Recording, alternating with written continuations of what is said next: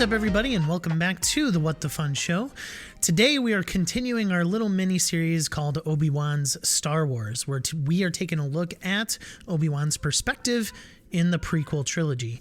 Today we're going to be talking about Attack of the Clones and his perspective in that movie and see where he ends up at the end. With me are my co-hosts here, Joe and Justin. How you guys doing? Howdy. Doing great.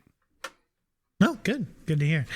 So, listeners, if you did not check out our first episode, which was on Phantom Menace, we'll have that linked down below in the description, as well as in a card here on our YouTube channel if you're watching us here on YouTube. Speaking of YouTube, make sure that you're subscribed for more content like this. Hit that bell notification, hit the like button, leave a comment down below.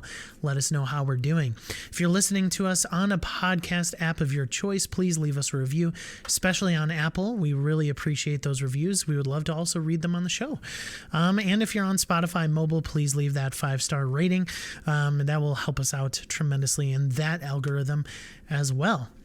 And a little look into the future. We will be in another couple days here. You'll see the Revenge of the Sith version of Obi Wan Star Wars, and then we will be reviewing each and every episode of the Obi Wan Disney Plus series. So stay tuned for that.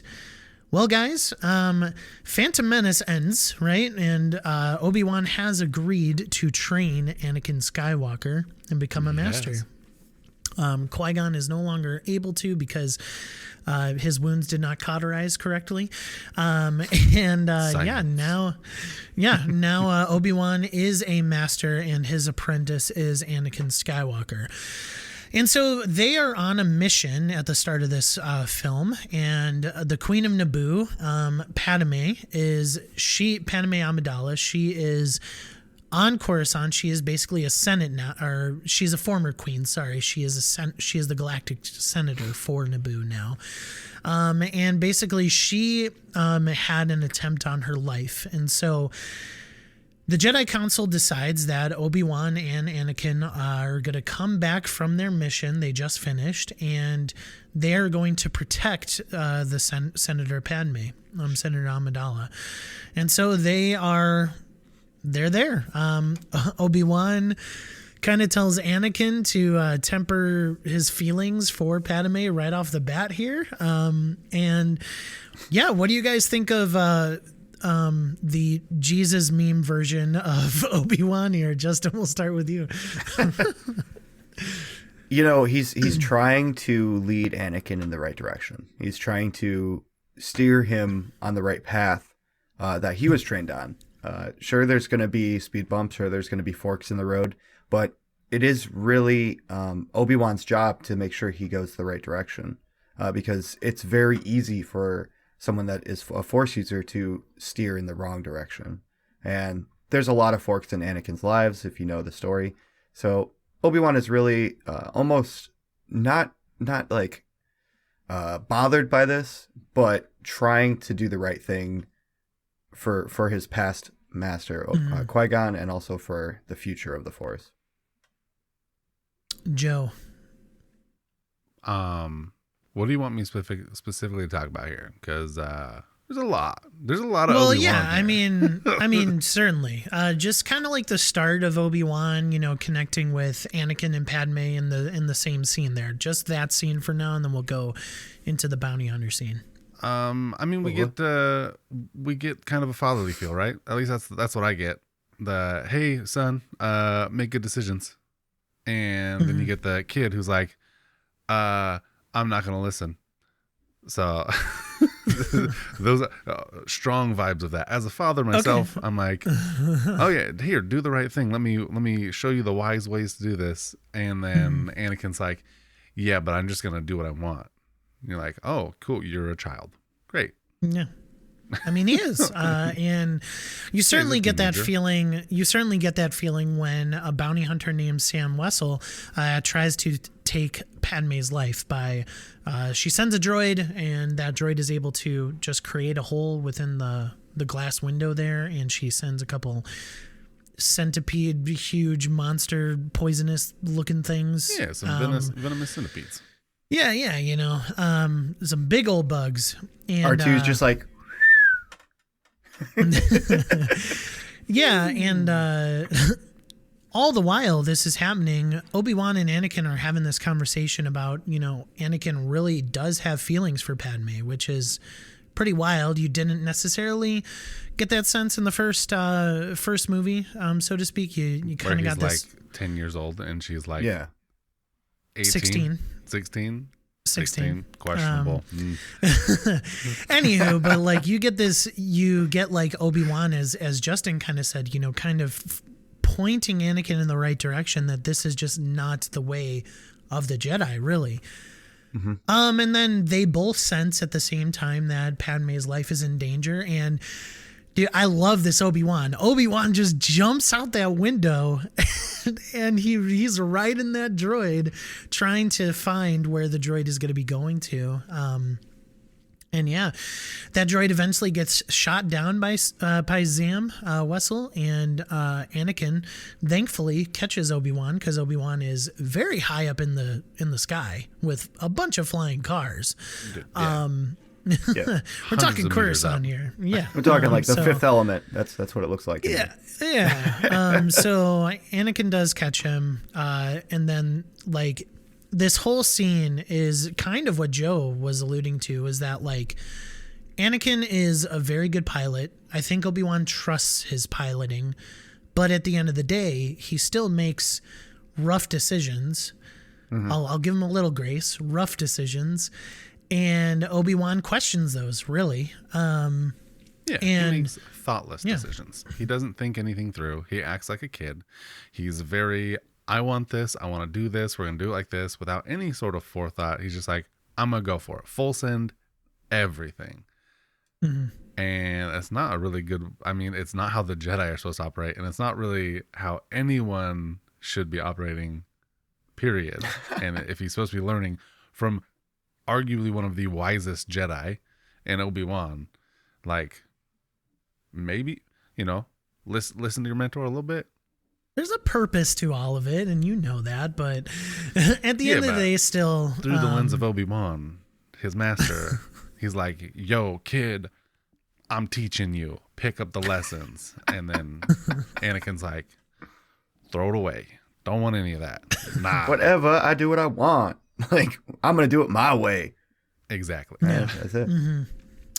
So, Anakin loses his lightsaber. Obi-Wan catches it, thankfully. And then, they eventually just... I love learning more about Obi-Wan's teaching style and just seeing him really react to all this and making sure that Anakin does get the right lessons. So, they travel into this bar. The bounty hunter has kind of disguised herself. And Obi-Wan teaches Anakin, like, hey, mind your surroundings, like use the Force and stuff like that. And they eventually catch this bounty hunter, and the precursor to Justin's favorite Star Wars character, Jango Fett. I call him Boba Fett Sr. Thank you. Boba Fett Sr. Yeah, okay. Yeah. Boba Fett Sr. ends up killing Zam Wessel. And the reason why this is, poignant to our conversation is Obi-Wan is now set to be away from Anakin for a good portion of this movie. Actually, most of the movie, really. Yeah. And he goes on this path of trying to find who this bounty hunter is. And the way that he does this is by investigating the poisonous dart that Boba Fett Sr. shoots into Zam. And so, Justin, take us into this scene where he goes and sees Dex is his name, I believe. Right? Oh. No, what's his name? So... Big chef with many names. names. Dexter Jetser. Yep. Dexter. So who identifies... Yeah, Dexter is his name. So, this just like big... Yeah, like, this... Goro-looking character. So in the but middle a fat of... version of Goro. so in the middle of Coruscant, right, this giant city, is this diner bar. It's like an old school Denny's, little, you diner gotta bar. have at least one. Yeah, and it definitely throws me back to like the 90s. But so he goes here and he meets with the chef, Dex, and literally hands him the dart and says, "Have you ever seen this before?" So he has connects throughout Coruscant, one of the biggest cities, which is a big point that he has. He's got a guy. He's got a guy. Yeah, and this guy literally. I got a buddy for this. Let me. That's a Pawn Stars reference. Yeah. So he gets to know where it came from, or the general location of where it came from. Mm-hmm. Where's Anakin at this? Is Anakin there? I don't think. No, like I said, Obi-Wan is separate from Anakin for the majority of the movie until they reconnect on, for the final act. Yeah. But because Anakin's watching Padme, right? He's basically her security guard right now. Watching, yes, nice quotes.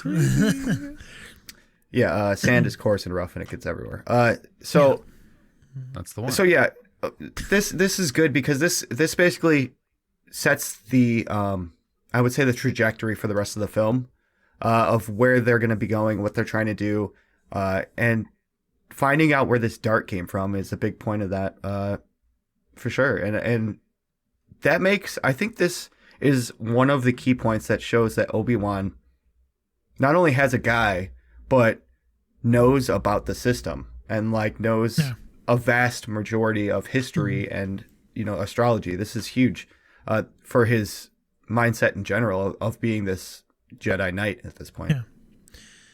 And so he finds out that the dart is from a planet called Camino. And he also finds out, Joe, take us into this a little bit, but he also finds out that Camino is nowhere to be found.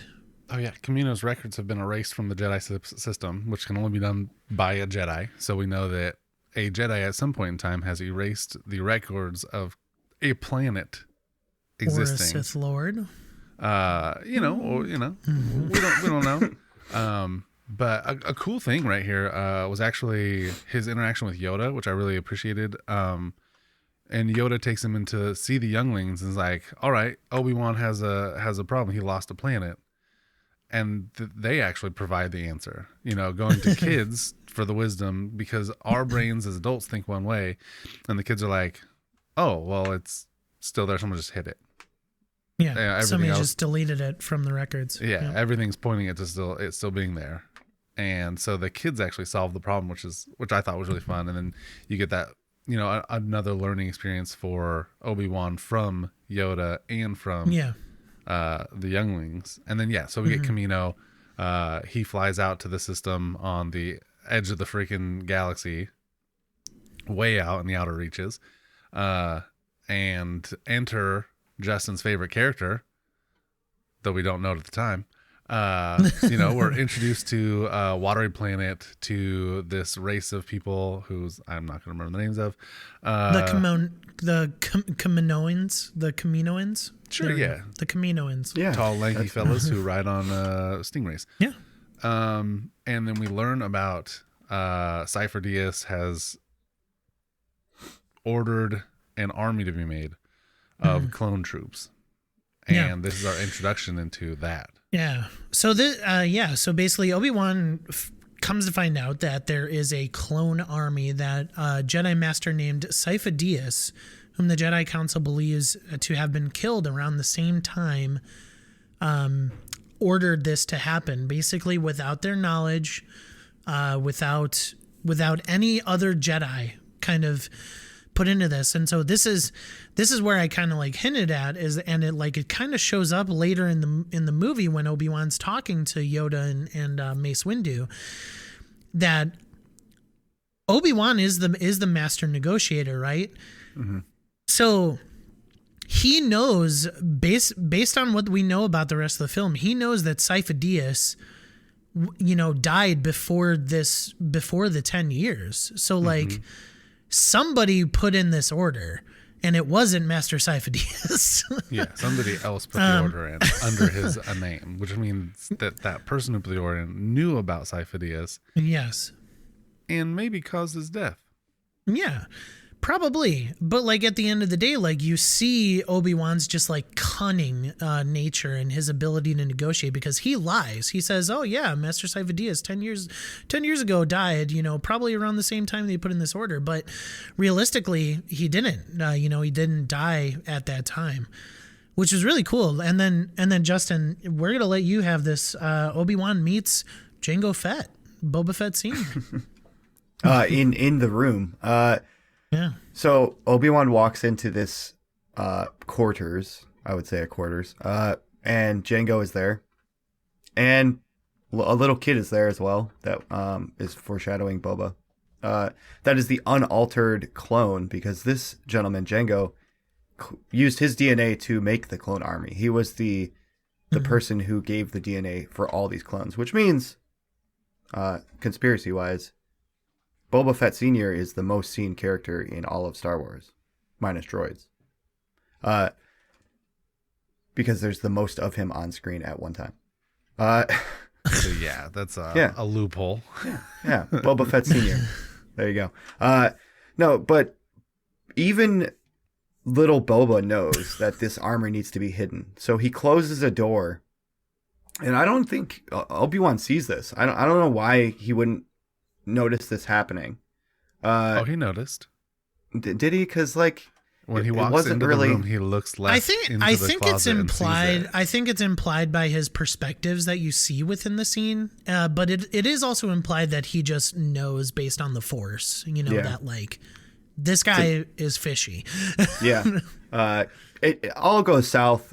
They end up fighting out by the Slave One, which is Boba Fett's ship from the next saga. And this is a really interesting fight, because you see a Force user fighting a bounty hunter, literally for the first time in the saga's chronological order, and one-on-one fight. Bounty hunters can hold their own, and not only that, but little Boba gets inside Slave One and starts firing like at Obi-Wan, to help out this little kid. So he's kind of like the Padawan learner for the bounty hunters, which is kind of cool. And ends up Obi-Wan throws a tracking device, a beacon on the ship, and they continue the follow. Yeah. Yeah, and that chase scene was really awesome. And they, Jango and Boba believe that they defeated him, and he basically hides, shuts off all his power, and then they end up on a planet called Geonosis. And Obi-Wan actually learns that Count Dooku and the Trade Federation Viceroy Newt Gunray have built a droid army, and they were going to assassinate Padme and all that, and Gunray was the one who ordered that. And here's, Obi-Wan basically finds out, reports back to the council, and he gets captured. And man, Count Dooku comes into play, and I really like Count Dooku. And it's one of those things where like Obi-Wan just knows and feels the dark side from him. Like Count Dooku's all like, no, I'm good. I'm still good, but no, Obi-Wan can see through that easily. So he gets captured. That's basically it. He Obi-Wan is then, thrust into this like arena, this like Coliseum thing, and, finds out that Anakin and Padme, after they had their love vacation, a lovecation, they are captured as well. Obi-Wan, Joe, you were talking about this earlier. Obi-Wan has a fun line here. I don't remember talking about it. What did I say? Oh, you were saying that Anakin came to save him, and then Obi-Wan was like, "Oh, well, good job," or something like that. Oh, okay. So yeah, sorry. Before recording this, I was literally watching the movies again, and Anakin and Padme show up. Anakin's sole responsibility is to keep Padme safe, so he takes her to a place where there's a drone army, and they're gonna die. To be fair, Padme says that she's going to help, and therefore he needs to come. Yeah. So to be fair to him, sure, put the blame on her. But this is Obi-Wan. I like it. So Anakin loses his lightsaber again. It gets cut in half this time, and then gets captured, and then tied to a pillar right next to Obi-Wan. And Obi-Wan kind of gives him the old side glance, like, "Hey there, young learned guy who I'm supposed to be teaching. I told you to not be here. And Anakin delivers just so eloquently, I came to save you. And Obi-Wan hits him, well, good job. As he's sitting there chained to a freaking pillar right next to him. He did a really good job. I'm sure he felt really safe there. So yeah, and Justin, kind of take us into the final scenes here. Obi-Wan, they end up escaping, really. They don't get killed. There's huge fight. Clones come, and then Obi-Wan and Anakin are on a chase scene. Yeah, so this is... Oh, I hate Geonosis. I just want to say that. I'm not a fan of this planet. I don't like the tech, like the way the screen look. I don't like the colors of this planet. I guess that's the way to put it. This chase with these creatures, and it's just like, it's a car chase movie without cars, and I like it, but it definitely shows Anakin's the same thing we were talking about, of his like lack of control over making the right decisions over the easy decisions. Yeah, lack of focus. Yeah, I think that's really big. I do like this is Dooku, really. Dooku. Dooku, yeah, Dooku. Dooku. Count Dooku. So yeah, Dooku. Yeah, so Anakin gets hurt. And then Yoda shows up. It's like it's a really there's a lot of characters in this one final scene. Even like it's cutting between Mace Windu as well. It's an awesome lightsaber battle for sure. Yeah, I mean, so Obi-Wan and Anakin, well, first of all, Padme falls off the ship, and Anakin wants to go and save her, yelling to the clones, stop the ship, stop the ship. And Obi-Wan's trying to teach him that his judgments are clouding, or, his love, basically, for Padme. He senses it. He clearly does. Yeah. Is clouding his judgment. And he finally convinces Anakin that Padme would want him to go try to defeat Count Dooku and stop this army, right? Or stop this war, rather, is what I should have said. And so, eventually convinces them. And then, Obi-Wan and Anakin try to take on Count Dooku, and Obi-Wan wants to do it together. Anakin does not. He just starts attacking. Eventually, both of them get defeated. Yoda comes around. Yoda has this awesome fight scene, and that's really the end of the journey in Attack of the Clones. And Obi-Wan probably a little upset at his Padawan. It's a throwback to the first movie when him and Qui-Gon work so well together as Padawan and Jedi Master. We get that exact opposite in this, and I think they did that on purpose. I think that was an important thing to show, is that him and Anakin are not like him and Qui-Gon. Yeah. And to put this episode of Obi-Wan Star Wars to rest, just want to hit you with this. One of my, upon rewatching Attack of the Clones, is that one of the, if Obi-Wan were to watch this movie from that perspective, I think one of the things that Obi-Wan doesn't necessarily, and it's obviously written into the script that it kind of needs to be this way. But one of the things that Obi-Wan does do is doesn't necessarily show Anakin a little respect in his language. He's always calling him a young Padawan learner. He's always kind of a little bit demeaning towards Anakin, and that kind of shows the path to the dark side that is starting, that Anakin needs to have. And so I think I don't know if you guys disagree with that, but that's kind of one of the things that I saw, at least in this reviewing. No, it makes sense, but sure. we already know this. Yeah, I especially so I thought that as a younger viewer, I would have sided with Anakin more. But even when I was young and watched this, I was like, dang, Anakin's he messing up. And then I felt like he was being treated accordingly because he was messing up all the time. Obi-Wan was harder on him. And so, and I feel the same way. I feel like he needs to be, and maybe I'm more of a tough love approach kind of guy, so that could be part of it. But like, I feel like he needed that.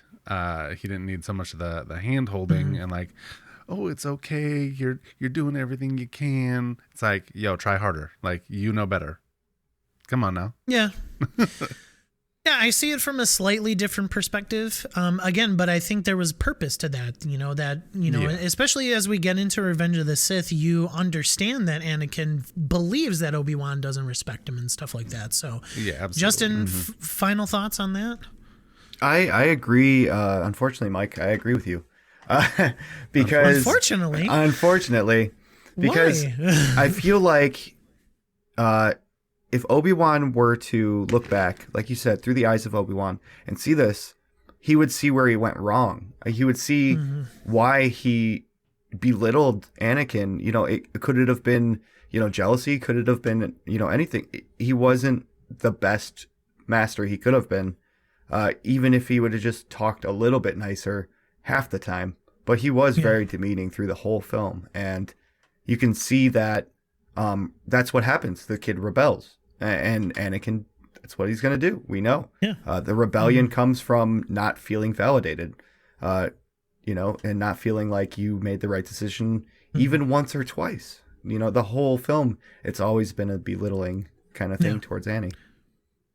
Well, and that's why I caveat all that conversation with like that needed to happen. That needed to happen because Anakin does eventually, spoiler alert, he does eventually become Darth Vader.